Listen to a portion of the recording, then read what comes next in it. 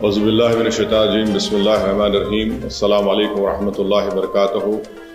मैं ओखला और मुस्तफ़ाबाद की विधानसभा की आवाम का बेहद शुक्रिया अदा करता हूँ कि आप तमाम ने मिलकर शिफाउर रहमान के लिए और ताहिर हुसैन साहब के लिए आपने अपने वोट का इस्तेमाल किया।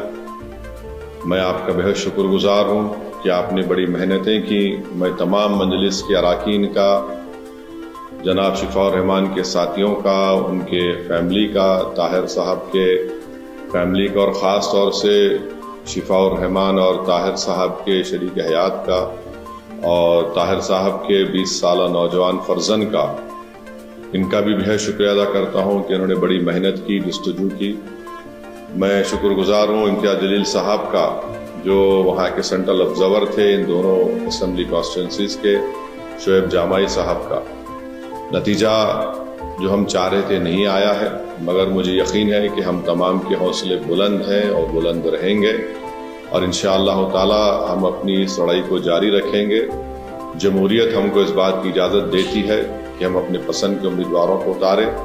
हमारी कोशिश शुरू से यही थी और यही रहेगी कि हम अपनी एक आज़ाद सियासी क़यादत को बनाएंगे ताकि वो वहाँ की रियासत के असम्बली में जाकर आवाम के बेबाक मसाइल को उठा सकें बेबाकी से।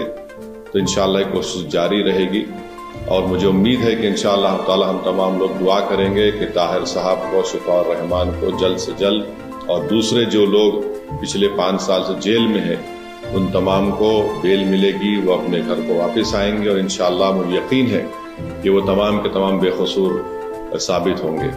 मैं एक बात अवाम अन्नास को बताना चाहता हूँ कि नतीजे आने के बाद आप देख रहे हैं कि जो लोग अपने आप को बड़ा सेकुलरिज्म के दावेदार कहते थे, वो दोनों सियासी पार्टियाँ आज एक दूसरे पर बी टीम का इल्ज़ाम नहीं लगा रही हैं। इससे ये बात साफ जाहिर होती है कि जहाँ मजलिस इलेक्शन अगर ज़्यादा सीटों पर लड़ जाती है तो ये फ़ौरन इनका ये हरबे हथकंडे इस्तेमाल करना शुरू हो जाते।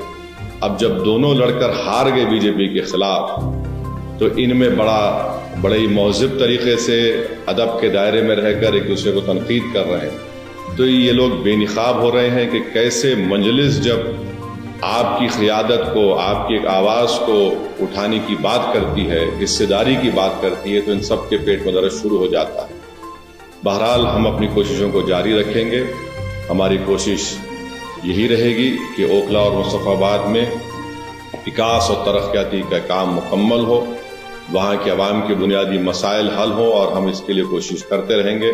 मैं आप तमाम का बेहद शुक्रिया अदा करता हूँ और हमने मेहनतें की। अल्लाह हमारी इस मेहनत को, कुर्बानी को ज़रूर कबूल करेगा और इंशाअल्लाह आने वाला कल हमारा होगा। बहुत बहुत शुक्रिया।